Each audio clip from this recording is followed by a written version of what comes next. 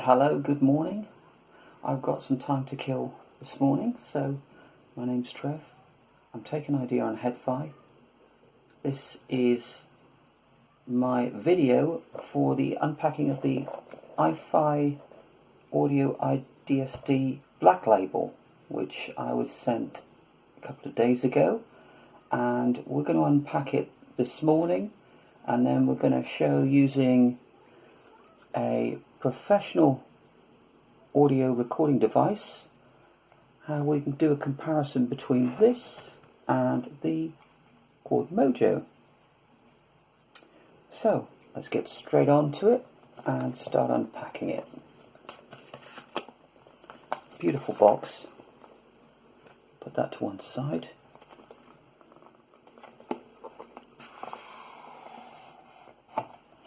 I've packed it back up, so that's why it's so tough to get out of the box. As you know, these things when they're new are packed so perfectly. It's very difficult to do it exactly perfectly yourself. So there's your iFi silver box. And a very detailed information manual with everything from coax connections to smart power to specifications, and a warranty card. Then we've got this beautiful velour carry bag, and then carefully take this out. The iFi iDSD with lots and lots of switches and connections and some explanatory information on the back and some very tasteful black lettering. Compare that with the size of the Chord Mojo, which pretty much does the same job. So both digital DAC amps, although the iDSD I believe takes analog line in, but I'm not sure about that yet. I've not had it long enough to really get into it to that extent. We've got a divider for putting a smartphone on top of the case, and then you'll see there's two small boxes, one of which I have jam-packed, and this is the easier one to get out. And in this box you will see we have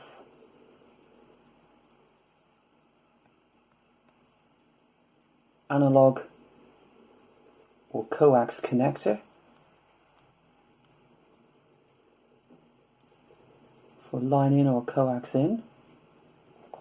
Then we have some RCA or phono cables,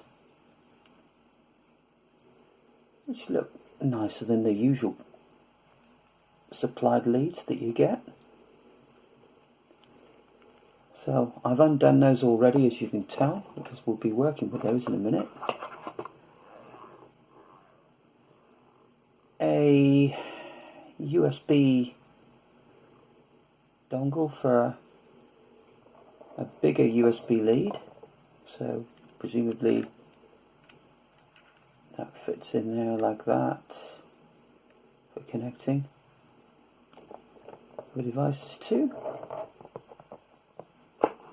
which we won't be using, and a large adapter plug.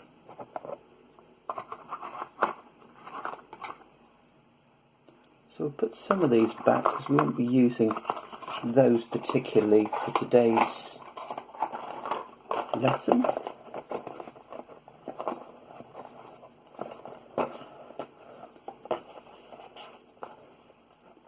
And the next box. Come on.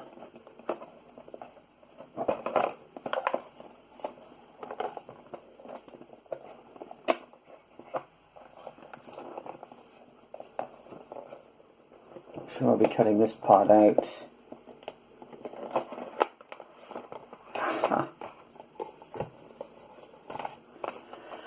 Okay. 2 rubber bands for connecting the iDSD up to your phone. Strap them up with those. So we'll be using them today. So obviously I'm using my phone to record this, and a high quality lead, USB lead. You've got 2 USB connections. That one is smart power, so that will charge up a USB device, and this one just plugs into here.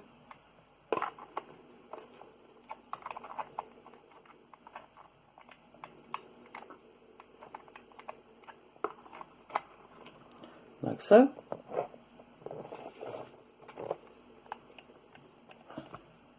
And then it'll plug into your laptop, PC, MacBook, whatever you like to call it. And there they recommend to use the USB cable supplied because it will give us more quality apparently.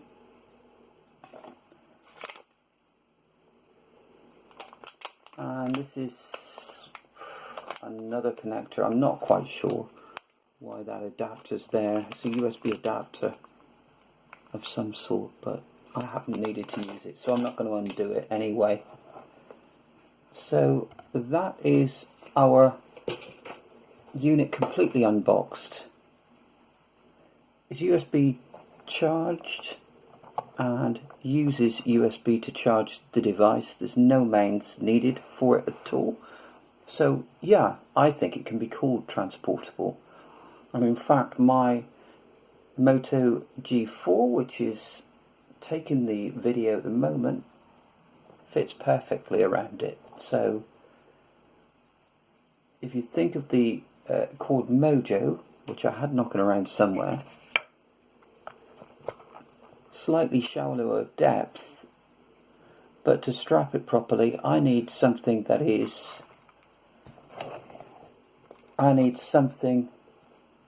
that spaces it out to here. The Mojo case is an extra. So this retails at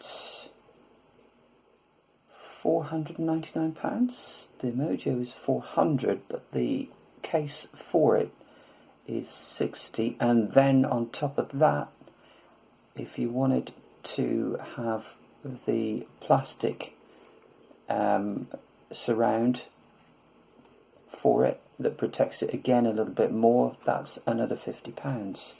So with this one, of course, we've got this that would, I suppose, protect it. Yeah. I mean, it's a big thing in your pocket, but it's going to be no bigger than the Mojo in the case strapped to a phone. There's going to be hardly any difference there at all. You can see that the Mojo's got the notches for the straps, whereas this one, the straps just fit nicely snug against this lipped area here and here. So it's fine, and it looks really nice. Anyway, let's put the Mojo away for a second. So what we're going to do is we're going to use the iDSD, and we're going to make a recording of how it actually sounds using the Art USB Phono Plus, which has lots and lots of connections. But what you're doing is you're putting analog or digital connections into the back, you're feeding it into your computer, and you're recording and playing back through this device. So to do that, I have my MacBook Pro here, and I'm going to plug it all in using a very cheap USB hub, which is this thing. I don't even know how long I've had it or where I got it from, but it'll have been eBay or Amazon or some such thing for no more than £10. And it works perfectly with the iFi, the Art and the Mojo all connected into there. Everything works fine on DSD or high res or MP3s. It makes no difference at all.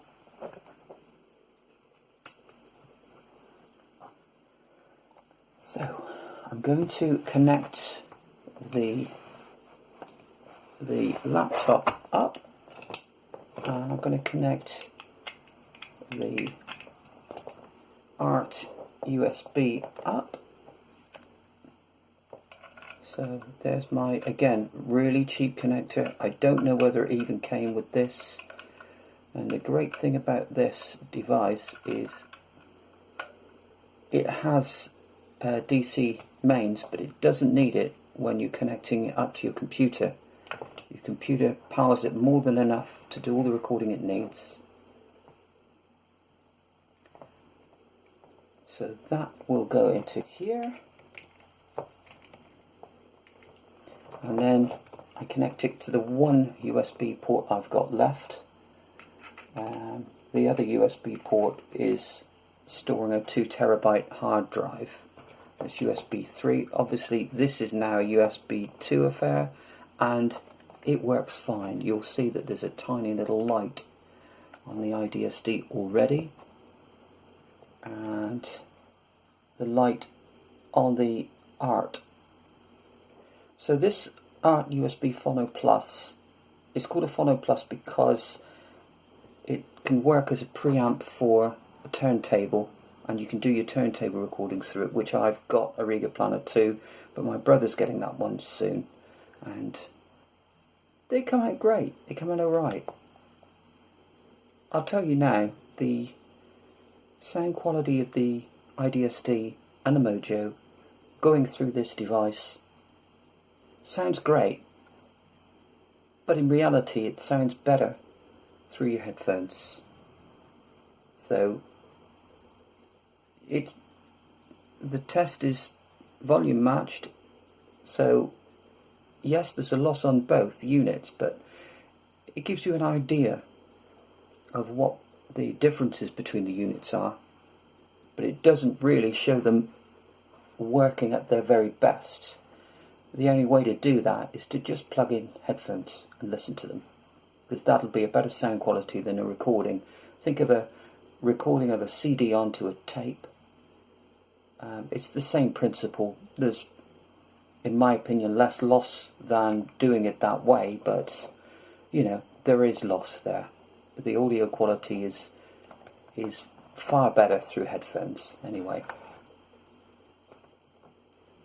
We're all connected up, so the next thing we need to do is we need to bring up some music, which I've got here.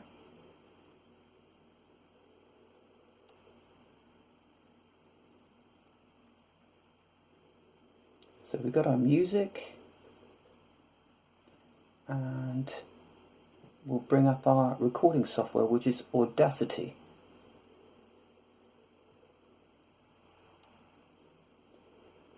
So let me show you what I'm doing.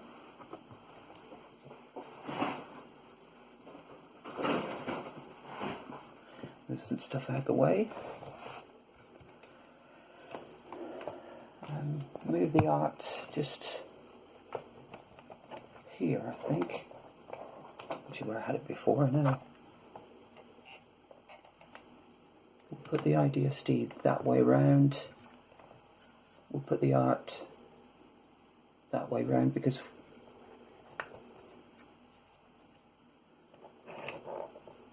and next what we'll do is, after we've put up Audacity, so I'm going into Audacity now on my MacBook, and I'm pressing new,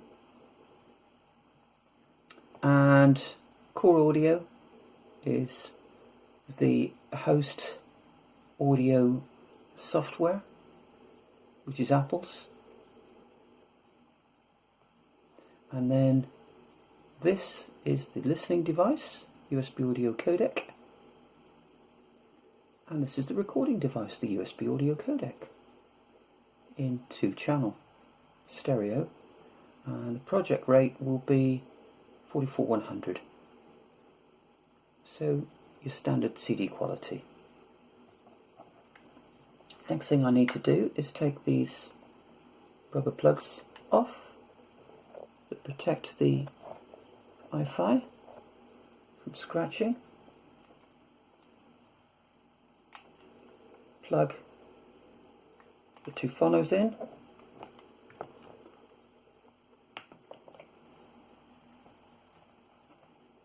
like so, and then you've got your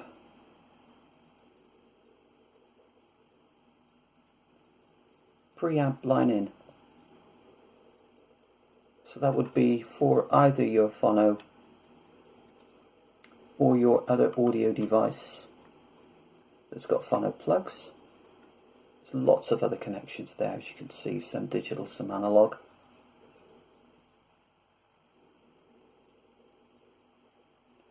And on the interface on the front, you've got lots of input and filters.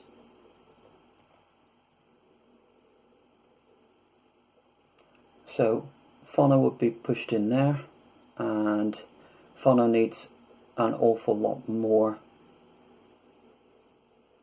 boost because the output of phono is tiny compared to the output of something like the Audiophile iDSD. And then I've preset it to the record level that's suited to the iDSD. And then we've got a monitor which is in the middle for a mixture of pre and CPU. And we've got the output volume for monitoring, and then we've got the headphones. These are the headphones I'm going to be using, my HD800s. But as you can see, my friend Dylan has put a balanced on the end of them, and clearly that's not going to fit into there. So that's fine. eBay helped with that, and I got some cheap 3.5mm cables when I got the Mojo, so I could use the HD800 without lots of adapters. So here is the cable.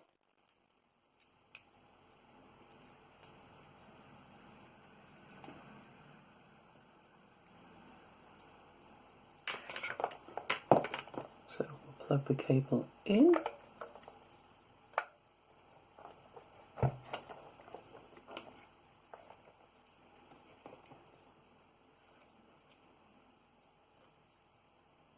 See, there's even left and right terminals there. It looks really good quality.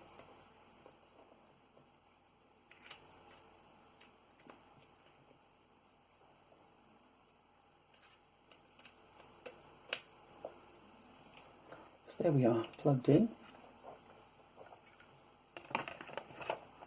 And I think we'll put that here. It's still getting a bit messy, but that's as far as my phone will work.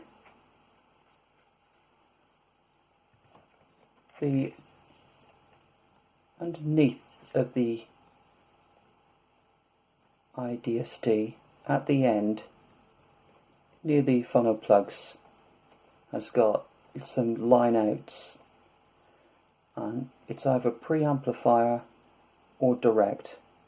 So for this particular video it'll be direct. This is a higher output, and it's just using the DAC part of the iDSD.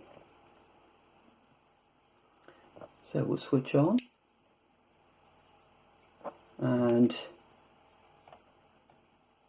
the colour has changed to a yellow colour from a blue colour. The blue colour was indicating that it was charging.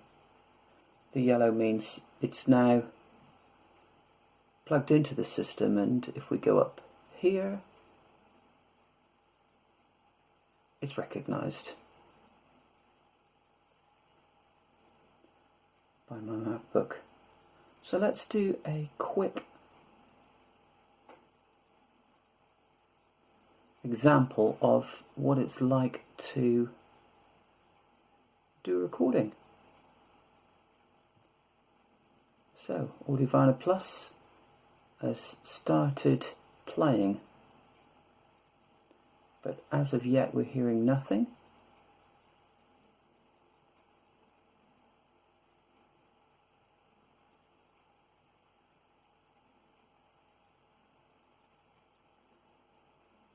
So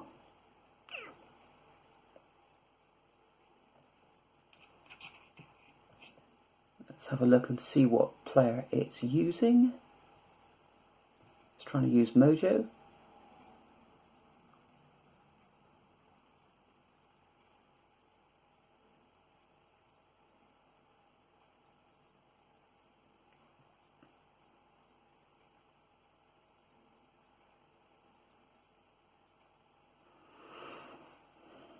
So now we're using the correct source, but I'm not hearing anything yet.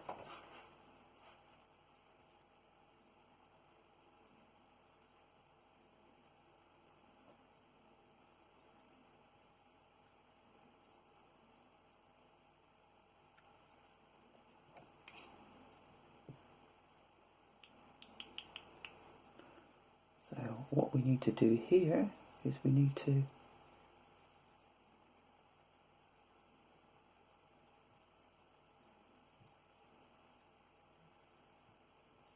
it doesn't like the sampling rate. Sampling rate's fine.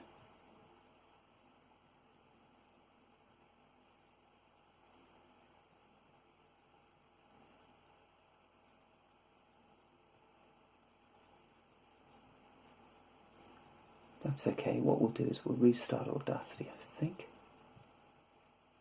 That normally fixes things. Just find Audacity here.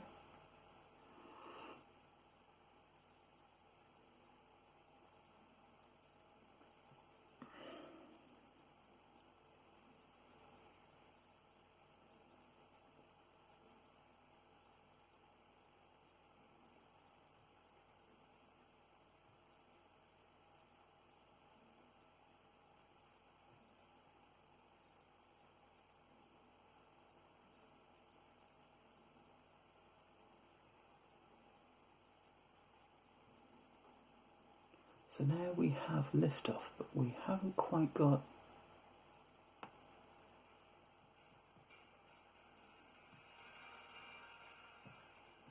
so it's just the volume was not set right.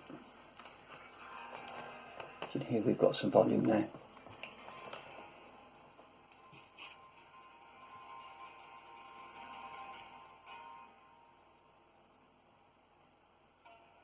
So as you can see, Audacity's now recording it.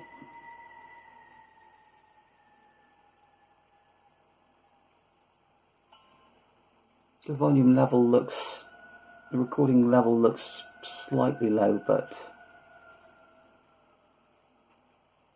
again, you could probably put it up very slightly, but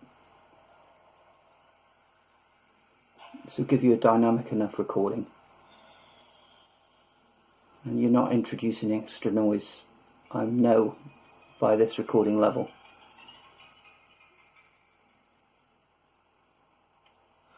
And it really is fairly simple to use, Audacity recording software, but it's like any piece of software that's fairly sophisticated. It's easy to use it to start with, but then to actually use it to its limits probably takes years, and somebody with a lot more or a lot less time than me is going to be struggling to get every little part of it, but okay, we've done a minute or so there. So I've pressed stop, minimize it, stop the audio device there so as I can play back Audacity, and this is what Audacity sounds like. So this is where I cocked it up and didn't have the input volume correct on Audiophile.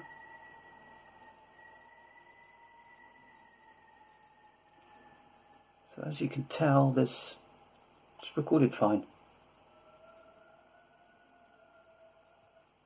I'm going to stop there, and over here we've got a zoom, so I'm going to zoom out and I'm going to select the silent piece and I'm going to press cut. And now when we play, we're straight into the track.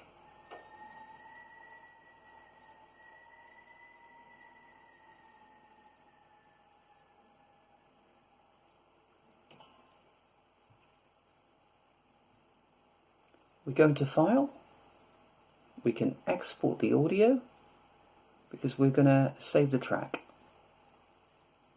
And the format that I've selected here is WAV.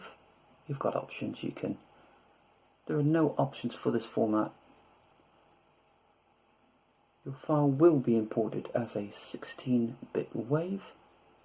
If you need more control over the export format, use the other uncompressed files format.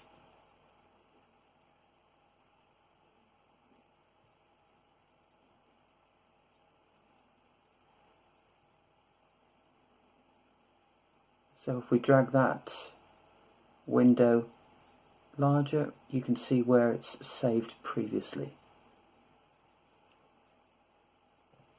So I'll save that as Meter test track iDSD. No tags, and then it will bring up the metadata.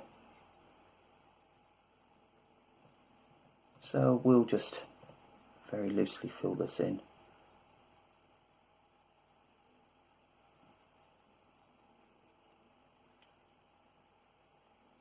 And click OK. And you see it came up there, that's just changed the format. And then we can close Audiophile. Sorry, Audacity. We don't need to change the default file here. We can just get rid of it now because we've exported it, so the raw file doesn't need to be saved. And then if we go into my documents, you'll find that there is the Meter test track.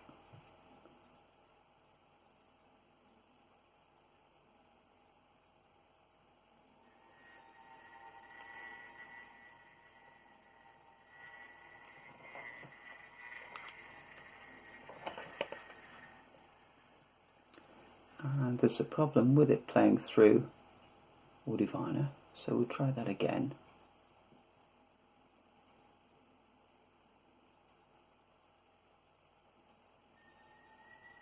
Perfect now.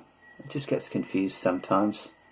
There's an awful lot going on here, and it's all going down one USB hub. It sounds perfect. It sounds really good.